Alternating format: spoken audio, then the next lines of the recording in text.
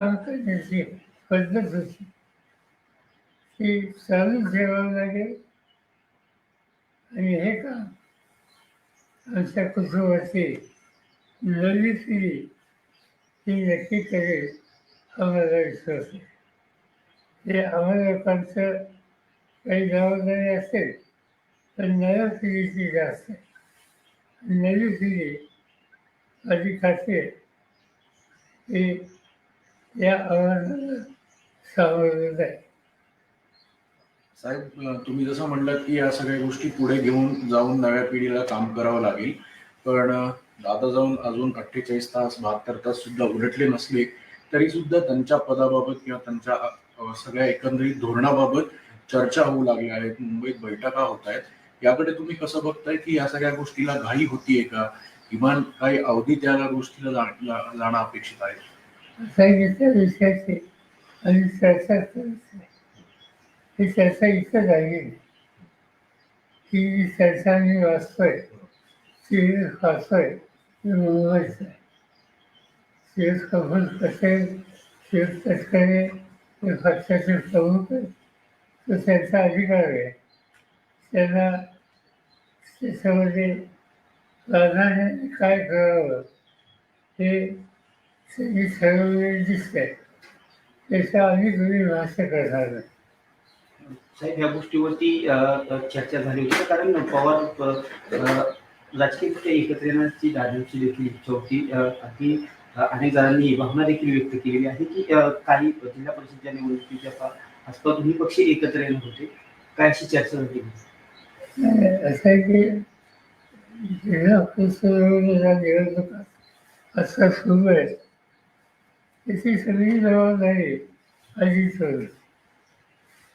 मी स्वतःचं कधी जाती नाही या निवडणुकीत. मला त्यांनी वीज केलं असं काय करणार तिच्या कामाला लागेल. मधीच हा अपघात झाला.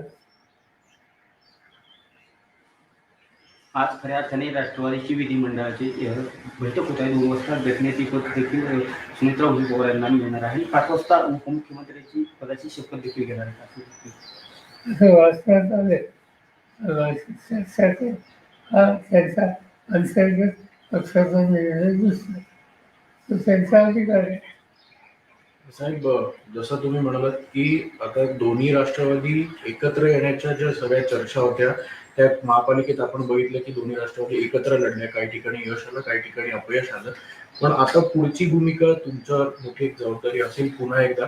तर या सगळ्या गोष्टीत कधी या संदर्भातलं थोडं त्याच्यामध्ये काही चालू होतं माझ्या कानावर जे होतं त्या सगळ्या चर्चेत मी होतो. पण अजित दादा, जयंत चौकासी, शशिकांत शिंदे असे आमचे काही काही याच्यात सतत होते आणि ते त्या सगळ्यांना एकत्रित करण्याच्या प्रक्रियेचा जवळ येऊन पोचले होते. शेवटचं विषय त्याने आम्हाला लोकांना केलं होतं.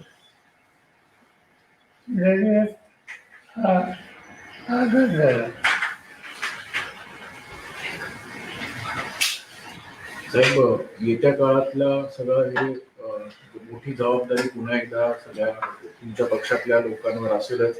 त्यामुळे आगामी पक्षाची वाटचाल आणि त्यासोबतच पुन्हा एकदा एकत्रीकरणावरचे मुद्दे या सगळ्या गोष्टीकडे तुम्ही कसं बघणार आहात? आणि तुम्ही जसं काल स्वतः नदीची पाहणी करायला गेला होता, तुम्हालाही ते आता जाणवतंय की कुठेतरी मोठं परत स्वतःहून थांबायला लागेल, स्वतःवर जायला लागेल. त्यामुळे सगळी पुढची वाटचाल आणि पुढची भूमिका या संदर्भात वेळ जरी लागला तरी पण कशी जाईल त्याबाबत आमची जी नवी पिढी आहे तिला प्रोत्साहित करणं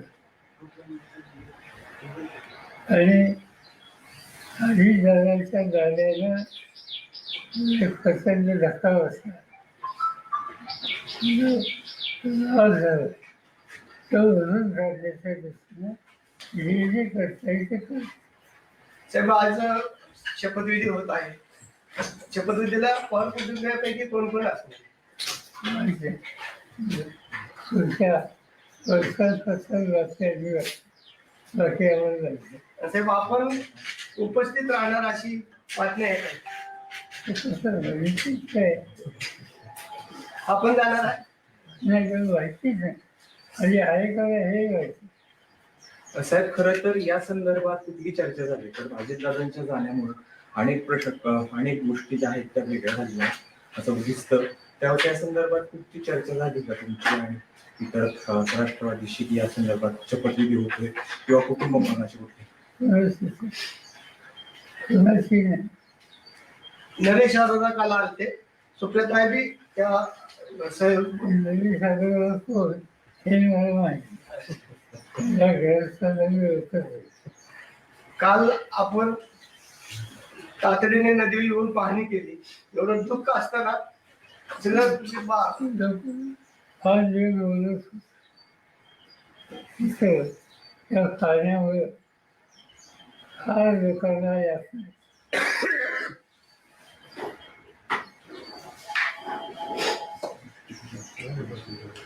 सर हिंदी में एक बार हिंदी में बता दीजिए सर। आज सुनेत्रा पवार शपथ लेने वाली है, क्या आपको इस बात की जानकारी है?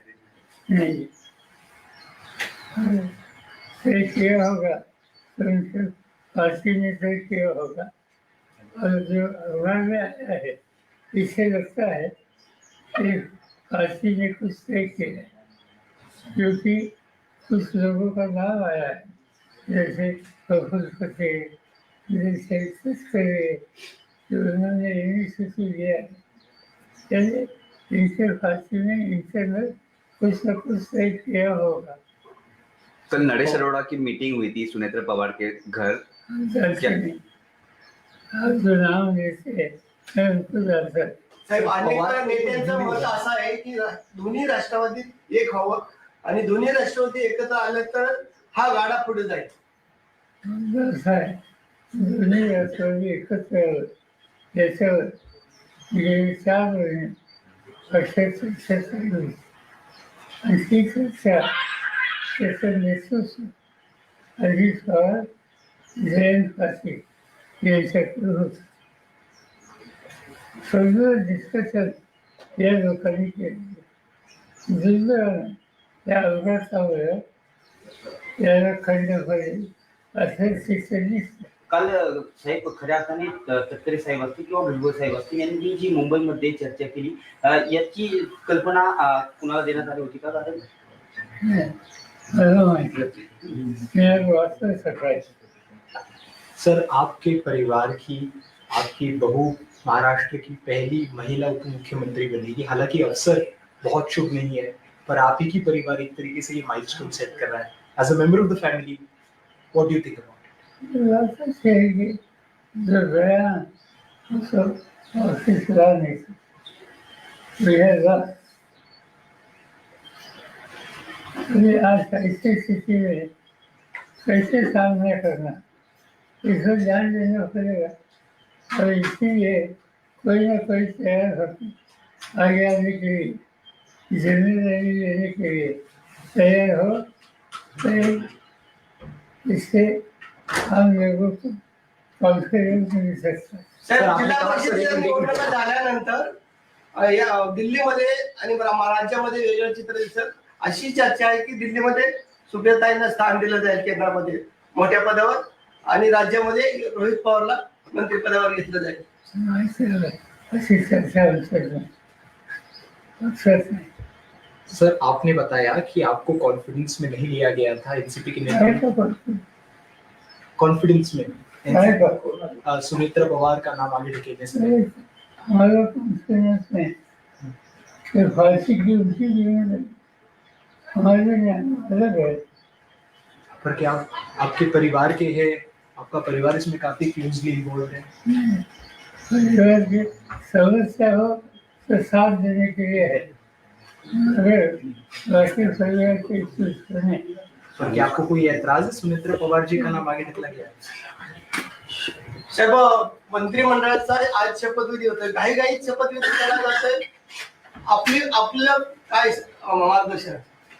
माहीत आहे त्या पक्षाने जे काही ठरवलं त्याची पद्धती आपल्याला दिसते. साहेब तुम्ही जसं असं म्हणताय अचानक पद्धतीनं सुनेत्रा पवारांचं नाव पुढे येतं. खरं तर हा अपघात अचानक झाला आणि अचानक पद्धतीनं सुनेत्रा पवारांचं नाव उपमुख्यमंत्री पदासाठी पुढे येतं. नेमकी काय कारण तुम्हाला अशी वाटतात की ही कारण या संदर्भात असू शकतात? आणि पक्षाची जबाबदारी करणार असते ते गेले कुणीतरी यायला पाहिजे आणि त्याच्यातून पक्षाने निर्णय घेतलेले असते. नाही सर, सगळं मान्य आहे, पण किमान दुखवटा तरी पूर्ण झाला पाहिजे. नाही एवढी घाई कशासाठी? कोण करताय सगळं? मी नाही.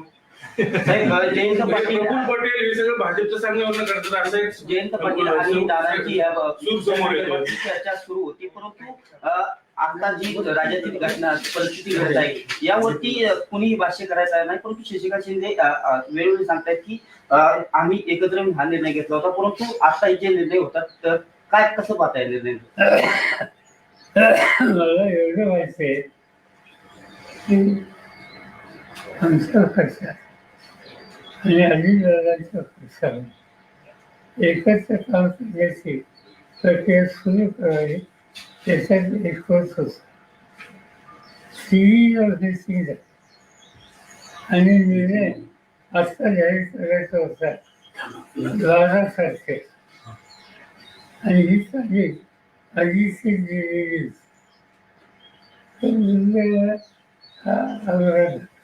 पण पार्थ पवारांनी हे सगळं घडून आलं असं बोललं जातंय. माझे पवार फॅमिली सहमत आहे का सगळ्या एवढ्या काहीशी? असा गोष्ट चर्चा करतो. तुम्हाला किमान सांगितलं गेलं तरी नाही का की बाबा आम्ही असं असं करतोय? साहेब एक मतप्रवाह असा आहे की 10 दिवस जरी या घटनेला अजून होत नाही, तुम्ही जसं म्हणताय की कोणाला तरी पुढे येणं स्वाभाविक आहे, पुढे येतील पण ह्या सगळा कालावधी थोडा जर उलटला असता, कारण की ही कार्यकर्त्यांची भूमिका आहे, तुम्ही देखील कार्यकर्त्यांसोबत नेहमी राहिलेला आहात. फक्त हा कालावधी जो आहे हा थोडा जर पुढे गेला असता तर याच्यातनं एक अजून एक पॉझिटिव्हिटी असेल किंवा एक पुन्हा एकदा पक्षाचं नेहमीप्रमाणेच एक भूमिका असेल ती वेगळी राहिली असती असं वाटत नाही. आणि मी तुला स्वच्छ सांगितलं की आमच्या पक्षामध्ये दोन्ही पक्षामध्ये सुसंवाद राहावा यासाठी काँग्रेससाठी चर्चा सुरू होती आणि ती चर्चा पॉझिटिव्ह डिरेक्शनली होती. अनफॉर्च्युनेटली या इन्सिडेंटवर त्याला धक्का बसला. ही चर्चा पुढं आणखी प्रोसेस अशाच पद्धतीने सुरू राहील असं तुम्हाला आता सध्या परिस्थितीला वाटतं? माहिती कधी त्याच्यात नाही. साहेब मुद्दा असा आहे, हे प्रश्नच तो आहे की तुम्हाला सगळ्या प्रोसेस मधनं बाजूला ठेवले गेले जाणीवपूर्वक तुमच्या पक्षावर आधी दादांकडे गेल्याने आता सगळं भाजप चालवणार अशी चर्चा आहे, त्यासाठी सगळं केलं घडून आणले गेले. चर्चा तुमच्या मनात आमच्या मग आता हे कशासाठी एवढी घाई कशासाठी? मला काय विचार पवार साहब, सुनेत्रा नाही तुम्ही सहमत आहात त्या सगळ्या गोष्टींशी? नाही, काही चर्चा नाही, उत्साहच नाही. मग आता दोन्ही राष्ट्रवादी दादांची इच्छा होती, दादांची इच्छा होती ती खुली हवी ही आमची इच्छा आहे. पण आता त्यांची दिसत नाही हे सगळं झालंय त्याच्यावरून असं दिसत. असं काही सांगता येत एकदम सांगतो. साहेब एकंदरीत हा जी परवा झालेली घटना संपूर्ण राज्याला नाही तर देशाला चटका लावून जाणारी आहे. असे अपघात वारंवार घडले, परंतु बारामतीच्याच ठिकाणी हा दुर्दैवी अपघात घडावा याची तांत्रिक मूल्य काय असावे?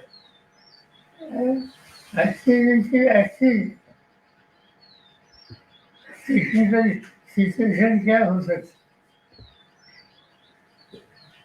साहेब गेल्या ज्या दिवसापासून हा अपघात घडला आहे त्या दिवसापासून समाज माध्यम असतील किंवा अनेक नेते मंडळी सुद्धा असतील किंवा अनेक जण असतील ते या संपूर्ण घटनेकडे एक वेगळ्या नजरेने बघतायत. काही जणांचं असं म्हणणं आहे की काही फाऊल प्ले सुद्धा या गोष्टीमध्ये झाला असावा. तुम्ही पहिल्याच दिवशी क्लिअर केलं होतं की हा निव्वळ अपघात आहे, पण जर तांत्रिक मूल्यांबाबत हा जरी अपघात असला तरी या चर्चा घडवणं किंवा या सगळ्या गोष्टी थांबवणं अपेक्षित कसं बघताय? सिव्हिलायझेशन डिपार्टमेंट जे आहे ते खोल्यात जातात. त्यांनी काल केळी चिंचोली जाहीर केली. बघूया कसं काय. दादांची आठवणी तुम्हाला कशा जागी करतात? दादांचं आपलं बोट धरून दादा पुढे आले, धावत गेले. मला तर चांगलं घेतलं. सर दादांची इच्छा होती दोन्ही पक्ष एकत्र यावेत, पण आता दादाच नाहीये. मग तिकडनं ही सगळी मंडळी कोण आता कोणाशी चर्चा करणार? ते ठरवते ना. हा निर्णय ही जी प्रक्रिया त्याच्यात आम्ही मी सांगितलं. अजित पवार होते, हो. जयंत पाटील होते. जयंत पाटील हे जाऊन विचारतात तुला काय करायचं. तर दोन्ही राष्ट्रवादी एकत्र येऊ नये याच्यासाठी पण प्रयत्न. त्यासाठी हे सगळं घडवलं गेलं असं एक बोललं जातंय. तुमचं काय असं? बोलणं नसतंय ते आमच्या कारणावर. जी मंडळी दोन्ही पक्ष एकत्र आल्यामुळे त्यांचं महत्व कमी होणार होतं, त्यांनी हे सगळं घडून आणलंय असं वाटतं. अशी माहिती असते मला त्या साहेब असं पण अनेक म्हणजे तुम्ही सहमत आहात या सगळ्या गोष्टींशी? साहेबांचा अंदाज असा होता ना आता आपण दादांच्या मिसिंग आहे. नाही शेवटचा शेवटचं. साहेब भाजप बरं दादा एकत्र आल्यानंतर आपण भाजप सोबत चालणार होता का? दादा जर दोन्ही राष्ट्रवादी एकत्र येणार होत्या आणि सत्तेमध्ये राहायचं असेल तर आपण भाजप बरोबर जाणार होता का? भाजपचा काही सवाल दादा ऑलरेडी भाजप मध्ये आहे, ते सत्तेमध्ये आहे. आमची जी चर्चा झाली त्याच्यात असा कुठला पक्ष त्याचं नाव नसतं. Thank you. So if you can help us in English.